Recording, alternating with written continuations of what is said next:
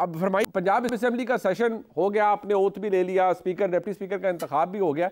Punjab assembly के अंदर तो मसला नहीं है सिवाय इसके कि मियां असलम इकबाल साहब आए नहीं या उन्हें आने नहीं दिया गया, और अब राना आफ्ताब साहब मद्दे मुकाबल हैं मरीम नवाज शरीफ साहिबा के। पंजाब की हद तक तो मेरे ख्याल में मामला आगे निकल गया है इस बात से कि रिजर्व सीटें हैं या नहीं है। खुराई साहब, बिस्मिल्लाह रहमान रहीम।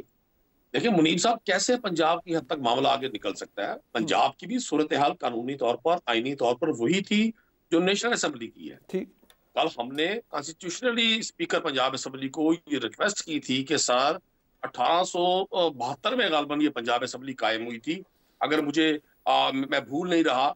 आज तक कभी ऐसा नहीं हुआ कि इनकम्प्लीट हाउस में वोट टेकिंग सेरेमनी हुई हो और बाकी बाकी प्रोसेस आगे बढ़ा हो। ठीक। ये स्पीकर साहब ने बाकायदा फर्स्ट डे जिस रोज हमारा ओ था, ये रूलिंग दी कि जी मैं इलेक्शन कमीशन से बात करता हूँ और उनसे पूछता हूँ कि क्या वजह है कि आपने तमाम जमातों को स्पेशल सीट्स की नोटिफिकेशन कर दिया, और तहरीक इंसाफ या जो अब सुन्नी इत्तेहाद काउंसिल के नाम से यहाँ हमारी नुमाइंदगी है, हमें वो नोटिफिकेशन हमारी खवातीन को और माइनॉरिटीज को नहीं किया गया। मुनीब साहब, आप खुद कानूनदान है, मैं तो कानूनदान नहीं हूँ, एक सियासत का तालिब इल्म हूँ।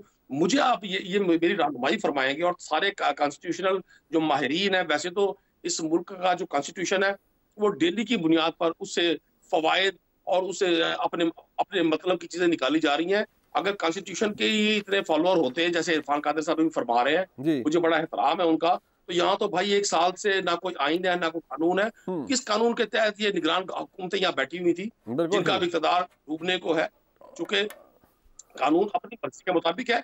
एक सवाल मेरा है सब लोगों से, मुझे ये रहनुमाई करें, वो जो अब 27 या 28 लोग पंजाब में जिनका नोटिफिकेशन नहीं हुआ, क्या उनको पाकिस्तान का कॉन्स्टिट्यूशन ये इख्तियार नहीं देता कि वो भी वजीर आला के इलेक्शन में हिस्सा ले, वो स्पीकर और डिप्टी स्पीकर के इलेक्शन में हिस्सा ले? कौन सी ऐसी मजबूरी थी? अगर एक साल का आइन सस्पेंड रह के मतलब दूसरे अनाउंसमेंट नहीं थी, लेकिन एक तरह से ये सस्पेंड ही था आइन कि निगरान हुकूमतें, तारीख में कभी ऐसा नहीं हुआ। उसमें इशू है ना, देखिए उसमें बस सिर्फ एक सेकंड। अब बात यह है कि आपने कहा यह मामला आगे नहीं जा सकता, सिर्फ यहाँ इशू ये है कि आपका मौक़िफ़ फिर यही है कि सदर मुमलिकत भी अपनी जगह हक बजानिब है, वो इसलिए नहीं इजलास बुला रहे और नहीं बुलाना चाहिए क्योंकि नेशनल असम्बली इनकम्प्लीट है।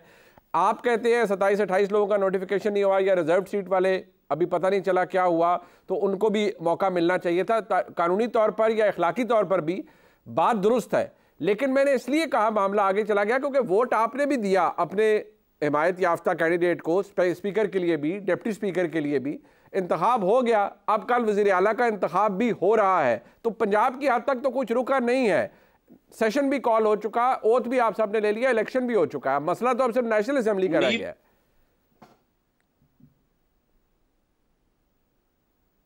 मुनीब, मैं आपको गुजारिश करूं, हमने भी बादल ना खास्ता एक नुक्ते पर कि ये ना कहा जाए कि तहरीक इंसाफ के हिमायत याफ्ता ये लोग जो पाकिस्तान तहरीक इंसाफ के लोग हैं, ये फिर को डेमोक्रेसी के खिलाफ साजिश कर रहे हैं।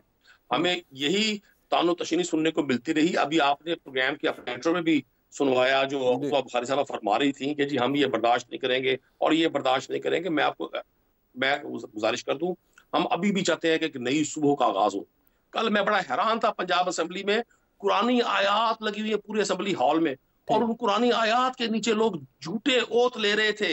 ये 62 और 63 के तहत ये सब लोग नाअहल हैं। अच्छा, तो झूठे हल्फ ले रहे थे कि जी हम इंतखाबात जीते हैं। ये फॉर्म 45 और फॉर्म 47 के नतीजे में बनने वाली जो हुकूमत है, इसने ज्यादा देर नहीं चलना। चले ठीक है, वो बिल्कुल ना चले। इंतखाबी वफादारियां भी पूरी दायर होनी चाहिए आपकी जमात की तरफ से। वो अगर 90 सीटों का नेशनल असेंबली में क्लेम है कि 90 सीटें रिग हो गई, तो फिर 35 पर ही दर्ज होना चाहिए, 90 की 90 जानी चाहिए। मैं जरा आगे लेके चलता हूँ। आमिर इलियास राना साहब, अब इशू यहाँ पर सिर्फ ये है कि सदर मुमलिकत का मौक़िफ़ है और वो अपने मौक़िफ़ पे डटे हुए हैं कि जी हाउस इनकम्प्लीट है, इनकम्प्लीट हाउस से हम वज़ीर आज़म का इंतखाब नहीं कर सकते। इरफान कादिर साहब की राय, कानूनी राय थी जो हमारे सामने ही, उन्होंने कहा मेजॉरिटी होनी चाहिए। मेजॉरिटी तो इस वक्त हुकूमती इत्तेहाद के पास है। अगर 169 नंबर लेने हैं प्राइम मिनिस्टर ने इलेक्ट होने के लिए, तो 208 या 209 सीट्स तो अभी भी हैं हुकूमती इत्तेहाद के पास।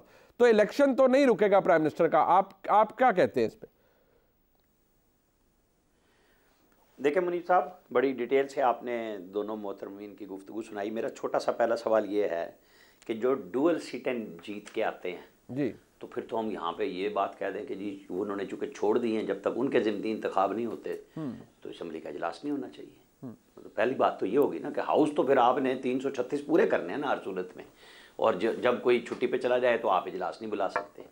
आर्टिकल 91(2) आपने बोल दिया, 48(1) के तहत एडवाइस कल प्राइम मिनिस्टर ने भेज दी और सदर मुमलिकत को उनके अमले ने बराह रास्त बताया कि आप जो बात कह रहे हैं कि एक तो हाउस नहीं है पूरा और दूसरे मेरे पास 15 दिन एडवाइस के बिल्कुल आपके पास हैं, तो उन्होंने यही आर्टिकल कोट किया कि दूसरी तरफ भी आइन कह रहा है कि 21वें दिन तक लाजमी इजलास होना है और वो 29 है। आप सोच लें कि आप क्या करना चाहते हैं। अब सेशन तो होना है, 29 लास्ट डेट है, जब वो हो जाएगा और वहां पे वो इरफान कादिर साहब ने कह दिया, क्योंकि आइन बड़ा क्लियर है कि 169 नहीं है, आपको उठने नहीं देना किसी ने जब तक आप प्राइम मिनिस्टर इलेक्ट नहीं कर लेंगे। बिल्कुल ठीक। काउंटिंग होगी, दूसरी दफा होगी, तीसरी दफा होगी और आपको बिल आखिर एक शख्स को वजीर आजम बना के जाना है। ये है कानून, आइन, बिल्कुल सीधी सी बात है। लेकिन जो इत्तेहाद है उसके पास तो नंबर्स हैं मेरे ख्याल में। अगली एक छोटी सी बात बताऊं आपको। जी जी, नहीं, एक छोटी सी बात और बताऊं। अभी सदर मुमलिकत के इलेक्शन में भी केपी असम्बली का एक इम्तिहान आना है। ठीक, जब एडवाइस वजीर आला के हाथ में होगी, इलेक्शन कमीशन ने करना है, वो उसको सदर का इलेक्शन कराने के लिए पोलिंग स्टेशन केपी असम्बली बनेगी कि वो उसमें भी, ये मैं वाने सदर के जराए से बता रहा हूँ जो कल उनके साथ गुफ्तगू लोगों की हुई है सदर साहब की, कि वहाँ पे भी एक हर्डल डालने की कोशिश की जाएगी सदर के इलेक्शन में भी। वो हमें और आपको देखना होगा कि वो कैसे करेंगे। अच्छा मुज़म्मिल साहब, एक बात बड़ी दिलचस्प है। तहरीक इंसाफ, अब सुन्नी इत्तेहाद काउंसिल या तहरीक इंसाफ लेड सुन्नी इत्तेहाद काउंसिल, उसको जो भी नाम दे दें, मॉरल पोजीशन उनकी अभी भी यही है, जिस तरह कुरैशी साहब भी फरमा रहे थे कि हमारे साथ ये सब कुछ किया गया और लोगों ने झूठ के ऊपर हल्फ लिया कि हम ये इलेक्शन फेयर एंड स्क्वायर जीते हैं, बट समहाउ वो इस निज़ाम का हिस्सा भी बन रहे हैं, असम्बली में भी आ रहे हैं, ओथ भी ले रहे हैं, ऑल प्रोबेबिलिटी नेशनल असम्बली में भी जाएंगे सारे। So with this going on, आपको लगता है कि फ़र्क नहीं पड़ेगा? शायद हमें रिपीट देखेंगे हम जो 2013 के बाद हुआ कि सड़कें भी गर्म रहेंगी, ऐवान के अंदर भी शोर होगा, लेकिन निज़ाम भी ऐसे ही चलता रहेगा। देखें, वो तो इनके फेवर में मेरा ख्याल है सबसे अच्छी चीज़ यही हुई है कि हुकूमत की तश्कील के लिए पीपल्स पार्टी से बात नहीं हुई, मैंडेट नहीं मिला। उसकी वजह यह है कि जो पॉपुलिस्ट वेव होती है ना, वो सिर्फ लोगों के मसाइल को कैश करवा के पॉलिटिकल कैपिटल गेन करना चाहती है। सोल्यूशन ओरिएंटेड उनकी पॉलिटिक्स ना होती है। उनके लिए सबसे बुरी खबर ये होती है कि उनके हाथ में हुकूमत दे दी जाए, क्योंकि उसके बाद उनकी सियासत खत्म होना शुरू हो जाती है। तो इस वक्त सबसे बड़ा मसला तो उनके लिए ये है कि केपी गवर्नमेंट उनको मिल गई है, अब उसका क्या करना है, that is a massive problem. उसकी वजह यह है कि सोल्यूशन की अगर हम बात करें तो आप जो पहली स्पीचेस हैं, अली अमीन गंडापुर साहब की बात कर लें, किसी और की बात कर लें, वो सुन लीजिए कि वो विजन क्या दे रहे हैं इनटू द फ्यूचर। वो ये कह रहे हैं कि जिन पुलिस वालों ने हमारे खिलाफ क्रैकडाउन किए उनको हम इलाका गैर में फिकवा देंगे।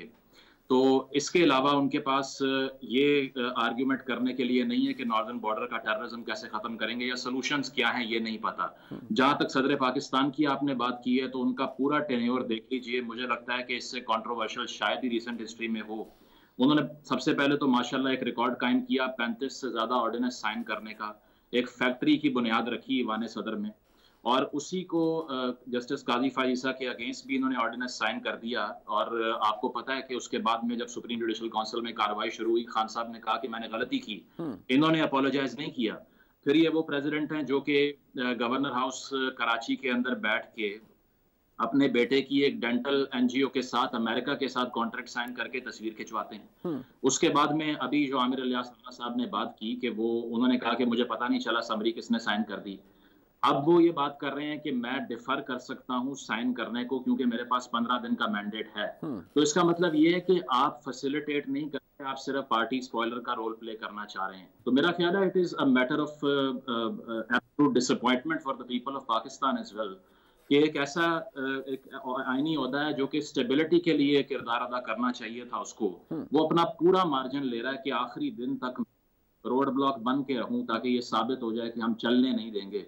उसकी वजह कि हमसे ज्यादती हुई, और ज्यादती का जो डॉक्यूमेंटेशन है वो क्या है कि 22 से 25 दरखास्तें इलेक्शन कमीशन में सिर्फ गई हैं। आपका क्लेम ये है कि आप 20 सीटों पे धांधली हुई आपसे।